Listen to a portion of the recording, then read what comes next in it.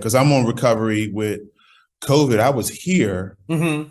I founded a school during that time. Yeah, I saw that. Yeah. And bro, my wife and 2-year-old at the time were in Ethiopia for 10 months.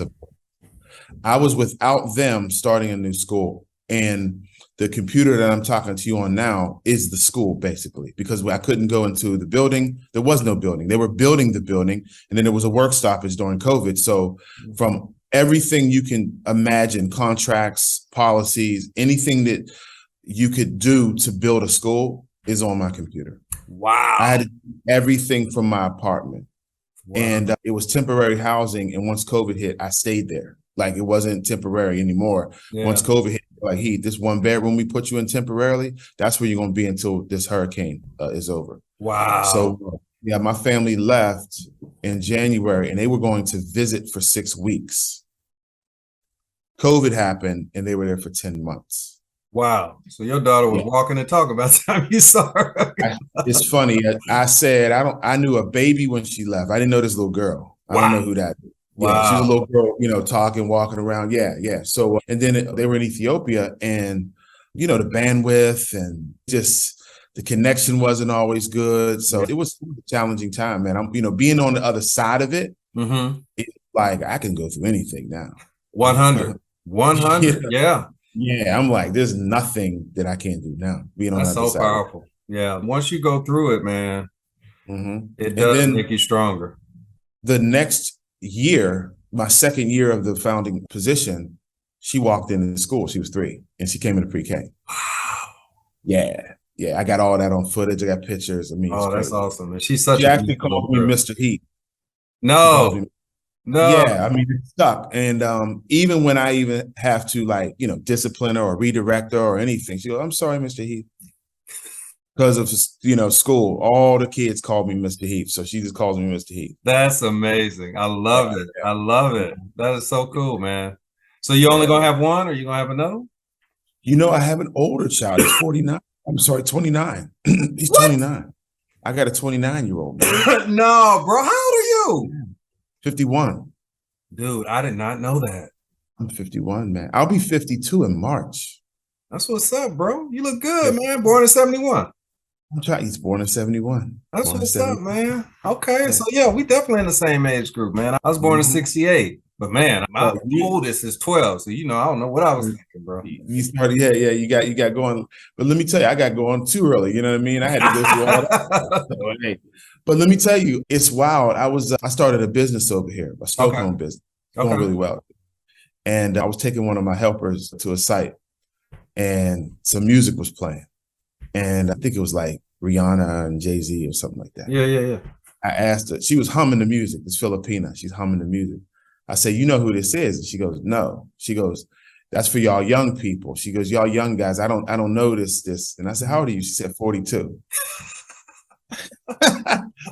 I said, "Okay." So I had to whip out my ID, and I said, "Honey, I'm 10 years old.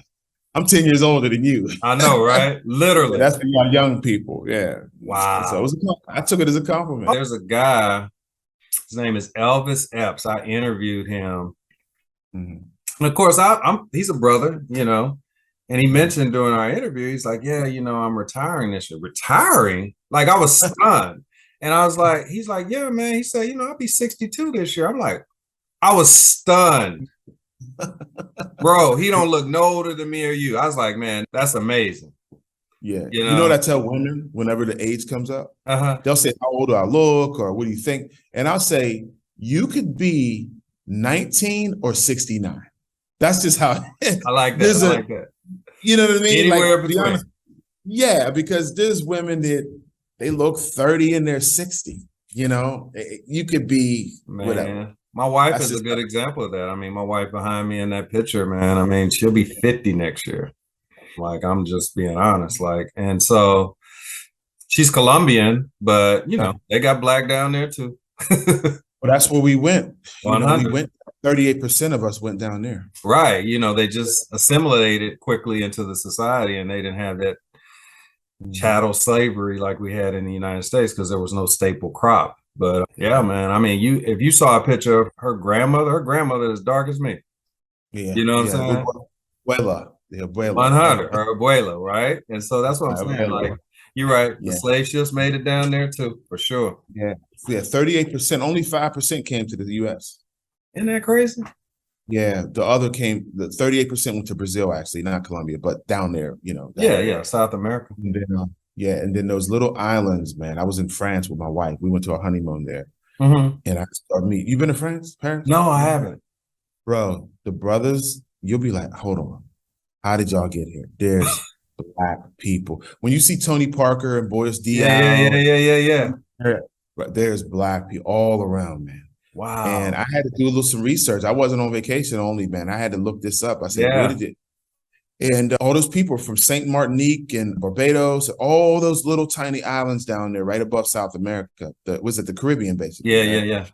All of those little islands, they're all French speaking, man. Wow. That's amazing. Yeah. That's a beautiful France went down there and took over. Yeah. Haiti too, of course. Yeah. So are you planning on staying in the Middle East? Yeah, so I just took another position. I left the school after 2 years. I worked a little over my contract. They asked me to stay. I resigned March 4th. Okay. And they said, well, can you stay to the end of the year? I said, of course. So my contract was up June 1st, which we're smack dab in the year. The school year didn't end until July 8th. So they said, stay another month. I did that. And then the day that my contract was up at the school, I got an offer at the School of Research Science for high school. Okay. So yeah, it's an all local school, premium school, premium funded. We have some challenges that we have to handle now, achievement wise, but great ownership and a very big school. So it's one of the more premium schools of the local Emiratis. Oh, okay. Private education, non-ministry school. And last year, I also joined a partner in a business, the snow cone business I mentioned, and that's going really well. Is it? Really? Yeah, I mean, it's busting at the seams. Capacity-wise and scale-wise, we're slowing down and turning things down. Oh, wow. And it pains me to do it, but I'm a principal. Like, I can't do everything. We can't go to everything. Sure. Yeah, I just did a triathlon this morning at 5 a.m. Did you? Yeah, 2,500 people. We served snow cones there in the morning, coffee, everything. So things are going well. It was 5:30 in the morning. And then last night, we did Diwali, Diwali, the Indian holiday. I've heard of it. Yeah. We did a Diwali. That was 2,000 people. Wow. So, and the concept of Italian ice or snow cones isn't in this region, really. So it's just, the market is not even, I wouldn't even say the market. There's a market, but it's not even tapped yet. Right. So the reason why we're really growing, because we visit schools as well. We did 37 schools last year. So while I'm at work, I got a team at schools. That's what's up, man. Thank you. So to answer your question, we ain't going nowhere because real talk. Yeah. But the thing is, I could probably in a year and a half or 2 years, and it could even be sooner, leave education. And just do that full time. Well, I was thinking, and I was telling my wife, the work that we do, what is it? 50, 60 hours a week? Oh, easily. If I put that 60 over in here, then it's just going to blow up. Oh, yeah. But the fact that I'm putting in maybe an hour a day, and then of course the weekends, it's going to be, it's going to incrementally grow. Slow and but steady. Capacity wise, I would have to trust and hire and train and provide visas and driver's license and make sure that things are going right while I'm running a school. Yeah. So if I didn't do that, that would be me. And that's where labor costs and everything. And I guess the caring for the business would be a lot more if I was there, but I'm not. 100. So my wife does a lot, and I have a partner as well. He's kind of operations. Oh, okay. So how did you even come up on this concept? Was it something that you had already had experience with in the States, or Yeah, you're good, man. You're good at this thing. You hit it. So are you familiar with Rita's Italian Ice? Yeah. Are you familiar? Okay, good. Because it started in Philly, but it starts spreading around. I'm not sure how far it's around the States. I've definitely heard of it for sure. Yeah, that's right. I know it's in Pennsylvania and Ohio. Okay, so I went to a Rita seminar in 2005. Okay. And it was a franchise. So they wanted $350,000. Well, I was, I think, 30 something, and Mm-hmm. dean of students. I mean, it just wasn't happening. I couldn't take out a loan for that much. Yeah. So, when something's on your heart, right? It just stays. It doesn't go away. It doesn't, no. So, right. So 2 of my friends bought Ritas in my city, and I'm thinking, like, that's crazy. Like, I went to those seminars before them, and they ended up buying them. Yeah. So it just stayed with me, man. My friends, I lived vicariously through a couple of friends that I knew bought them. And then I came over here, and I remember there's a video on my laptop, and I got to find it. I sent to my mom. I said, Mom, they don't have Italian ice here. This was 2013. Wow. And I'm going to find that video. Yeah. Anyway, then I met my wife, got married, and had a baby. So it wasn't like the dream died. It's just, it was in my, put on hold. It was back. It was way back there. Yeah. I never even thought about it. My wife didn't even know about what I just told you about 2005, Rita's Ice, nothing. Well, a guy over here, he approached me and he said, hey, I've been hearing a lot about you. I've been looking at your Instagram. I know all about your book you wrote, and I know all about your podcast. I had Global Brothers podcast. Yeah. So he just said, I've been watching you for a couple months. And he goes, I think I got something for you. And what he did was he bought Snowy Middle East off of a local who bought it in 2012. Okay. He bought it in 2016 when it was failed. It was a done deal. Okay. He bought it for, I think, a third of what the locals paid for it. Sure. Pennies on the dollar. Right. But then he struggled. Okay. So it was kind of stagnant and, it didn't really do well. And then next thing you know, he finds me through our network. And I said, hey, man, I don't have any money. Like, you put money in. He put 45,000 into. And I said, I said, first of all, this is my dream. Like, you have no idea that 2005, and I had to bring him up to speed. I said, first of all, this is weird. This is very weird. But secondly, I don't have any money to come in half and buy in. He says, well, we've been struggling for 4 years and that money's spent already. I need help. And I said, well, what does this look like? He goes 50-50. Uh-oh. Bro, I came in no money down. Wow. God is good. And thank you, man. He is. And then when he handed it over to me, he basically said, look, your network's in Dubai. He works in the military. He goes, I can't do much with it. You're going to have to drive the bus. Me and my wife have been driving, man. And next thing you know, like, we're doing the All Africa Festival under the Burj Khalifa from Wednesday to Sunday. Okay. We did the NBA in Abu Dhabi came 2 weeks ago. We did that 5 days. Wow. Okay. Yeah. Like, we're in 3 premium communities right now. Every day. Yeah. We have kiosk and everything in 3 premium communities. So, and it's manageable where we are now. Okay. During the school day, when my wife goes to schools, my daughter gets out at 1. So she got to hurry up. She got to do that account and hurry up back over to the school and pick my daughter up. Oh, okay. So y'all don't have a nanny. Y'all don't have a nanny. My mother lands tomorrow morning. Oh, okay. And my mother comes twice a year. So we do have extra space, but my mom's going to take that. Once my mom leaves, nanny got to come because the business is growing like that. Yeah. And my daughter's suffering because my daughter's going to these festivals. My daughter's a festival baby. Like, she's eating crappy food. Yeah, because we're working these festivals and we're doing really well financially with them and building the business. We haven't paid ourselves yet, but we're building the business. And my daughter's just like, we're like, where's Maya? And, oh, she's over there with them kids. She's running around. So yeah, we need a nanny to maybe keep her home some days and not have her all out there all day. For sure. And it's reasonable, right? Like, I mean, you can hire a nanny and. Yeah, I pushed back. My wife's from the nanny culture. She said she grew up with 2 nannies. Wow. She said my wife grew up like middle class in Ethiopia, and both her parents were politicians.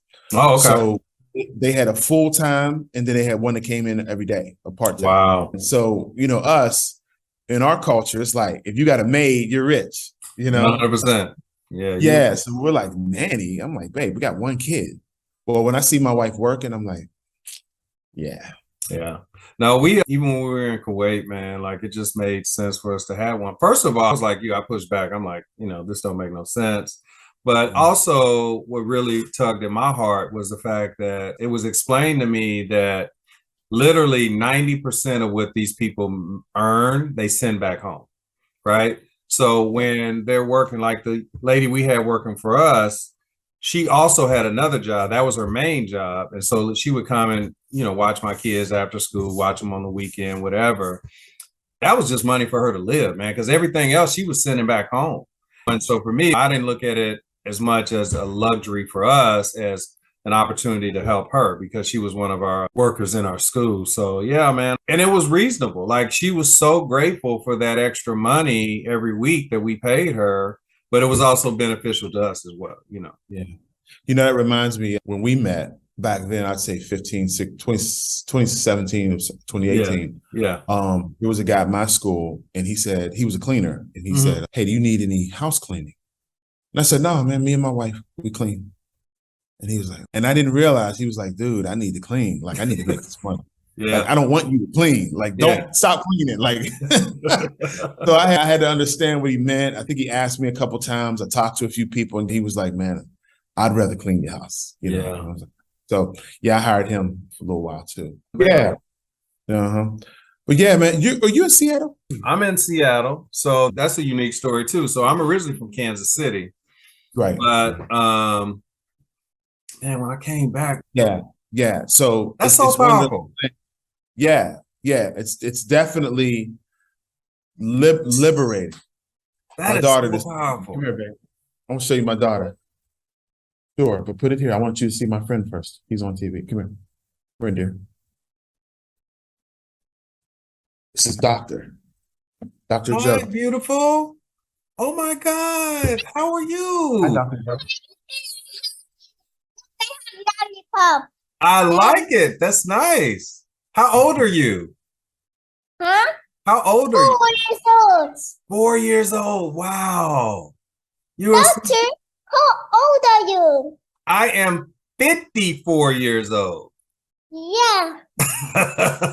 So I'm very old. Bye. Bye-bye. Nice to meet you.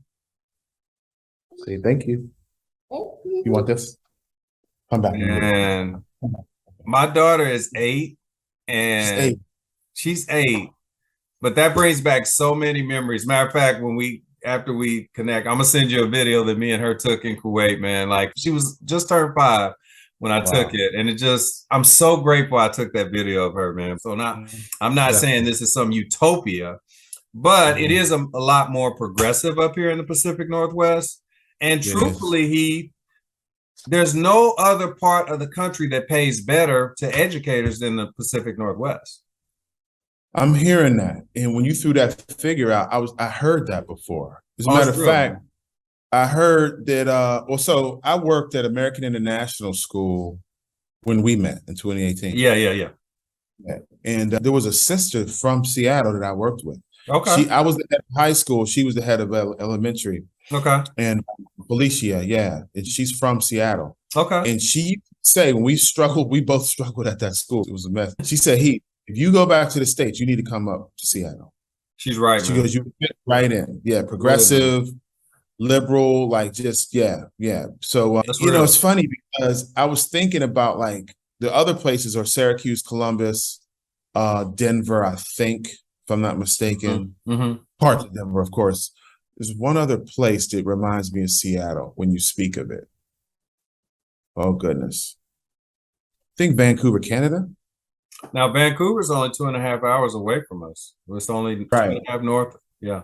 Yeah. Oh, Toronto as well. So there's some places where, immigrant our wives, or we got to protect our wives. 100%. Yeah. And then they're worried about us. I know, right? Right. So our children, so and my daughter, like I said, we're at festivals and we're like, where's our daughter? Because we know she's safe. 100%, bro. Yeah. She might run up to us and say, I fell and scraped my knee, but that's about it. Right. You never heard about nobody kidnapping her or none of that foolishness. Exactly. So I'm not sure if we would even fit in the States unless it would be somewhere up in Seattle. Now, are you, and you're a principal or super?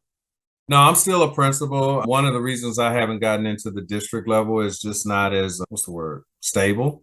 Okay. Because even if you got an assistant soup, you're tied to that soup, right? And if he's gone, you could be gone. Like You're real gone. talk, Yeah. you know? Well, the new person's not keeping you. That happened to me. I worked at a Slippery Rock University. Okay. And I was a Division II school. I was a assistant director of minority affairs and the basketball coach. I had dual roles, small salaries. So they packaged this together for me. And my boss got let go. And, in coaching, it happens just like that too. Sure. And my boss, when the head coach got fired, they called me in and they said, hey, we let him go. You're going to remain on until we hire somebody new. Once we hire a new head coach, you got to go. So I was 28, 29 when that happened. Yeah. So regimes do, and rightfully so. Right. Yeah. I'm not knocking. Yeah. It is what it is. Yeah. And so for me, it's like, okay, my daughter's 8, my son's 12. Like, I don't want to have that kind of volatility as it relates to, where we're living and all that, at least for now. Like I said, if I can get my son, because my daughter and son have a real interesting, so like as he's going into high school, she'll be going into middle school, right? As he's graduating from high school, she'll be going into high school, right? So it's got to be between one of those natural breaks, right? When he's going, like he's in middle school right now. So the only time I can even potentially think about us potentially moving is when he makes that natural break from middle to high, because he's got to change schools anyway, right? And then my daughter will be changing schools anyway because she'll be going from elementary to middle. And then when he graduates from high school, she'll be making that natural break to go to high school. So it's going to be one of those, like it'll be either 2 years from now when he becomes a high schooler, or it'll be, 5 years from now when he graduates from high school. I have one more question for you. Sure. There's people that are watching us right now that are saying, man, brother over there, principal, got his own business, no plans on coming back to the U.S. very soon. But would you still recommend to a teacher that might be watching you, a school administrator, to come back over to the Middle East in particular? Yeah, but the one thing I'm working with my staff, some of the newcomers, is you have to frame it a certain way. Okay. When I co-wrote or co-authored a book called Going Global, The Life-Changing Experiences of 10 Courageous Black Men, in the book, in my chapter that I wrote, I talked about what we're actually doing when we go to Kuwait or Dubai or anywhere in the world as educators. Okay, we're going over there to educate the kids, right? And they wouldn't have Dr. Williams or Mr. Bailey if everything was okay and everything was flourishing, right? We're there because they need us. Absolutely. So sometimes teachers and administrators as well, but many times teachers come over and they don't drop the privilege, entitlement, fickleness, cynicalness, union. I should be doing this because I got a degree and these people ain't ready for this. They don't drop that in the Atlantic Ocean. They bring over everything they know. And we are some of our experiences. I understand that. But what I try to get my staff to do is frame what we're doing properly. And if you frame it properly, you'll say, yeah, the curriculum changed. Yes. This kid isn't coming to school, or this parent is saying it's not my issue, it's your issue. I send them to school. Well, this country, and I'm, Kuwait's older, of course, but this country's 51 years old. Sure. Right? Where was America in 51 years? Slavery, lynchings, you know what I mean? Like, right. Let's keep it 100. Like, this country's 51 years old. Good point. So keep that in perspective while you're here and travel the world and have tax-free salary, accommodation, safety, but definitely understand that you're here for a reason. I love that. Yeah, you're here for a reason. And when I interview teachers, I can see sometimes they're like, oh, Dubai. And I'm like, you have no idea what's going to happen in these schools and the accountability that you're going to have on you. And a lot of times people tap out. I just had a teacher leave. I believe she didn't even say anything. She just tapped out. She just left. Wow. Yeah, because she was over here. Her brain was still in the States. Like, they ain't gonna talk to me like that. Like, they're not, it's not the same. Okay. I agree, my brother. Man, I'm so glad we reconnected, man. And we definitely had to continue this conversation at some point. But look, man, I know that there are people that are probably going to want to connect with you in some way. Can you give us some parting words of wisdom? Tell us how we can connect with you, and then we'll say goodbye. Definitely, man. You know, what I told my staff last week was what we're doing is hard. We're essential workers, bro. Essential workers, just like you know, the paramedics and everything, right? Yeah. So, you know, how I frame what we're doing is when we're gone, someone in our family will say, my great granddad did this to those group of people. Yeah. There's a legacy in what we're doing. And a lot of what we're doing is education is immeasurable and untraceable. You have no idea where those ripples are going every day you walk into a school or every conversation you have. Even the words I'm saying right now, I'm not sure who's going to listen to it and how they're going to apply it. So I can't measure that. Sure. You know, That's but fair. just know that it's definitely something that is going to be, there's a lineage or a legacy that we're building all together. I love it. Yeah. I love it. How can we connect with you? Yeah, so social media, well, email. We can Email is the old best school. way? Okay. Yeah, email or social media. My social media on IG is HBAILEY 31671. Okay. It's my birthday. All right. 31671. Yeah. Okay. And that's on IG, HBailey 31671. And then my email is hbailey31671@gmail.com. So Got it. if you got any questions, this is my 9th year. I opened 2 schools in the Middle East, and I'm at a premium school now, and then just really want to turn it around and make it premium plus. That's awesome, my brother. Well, I can see the greatness within you, my brother, and I know that God's not finished with you yet. And there's still a lot of great things and a lot of awesome things that are in store for your career, and you're continuing to make an impact, not only on students, but also on the staff that you are leading as well. So thank you so much. Man. Thanks. I appreciate it. Hey, over here, we have something called the Black Excellence Awards in Gala. Okay. Oh, okay. Yeah, it's on the Palm Jumeirah at the Sofitel. And I'm nominated for Best Educator, man. Wow. Yeah, crazy, man. That's awesome. Second year in a row. Yeah, I was a nominee last year. A sister from Abu Dhabi won. Okay. Yeah, but I'm on the ballot again, man.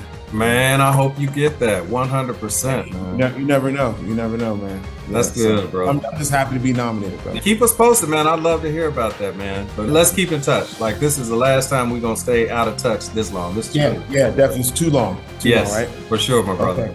All right, take care, my brother. All the best. Okay, man. See you. Take care.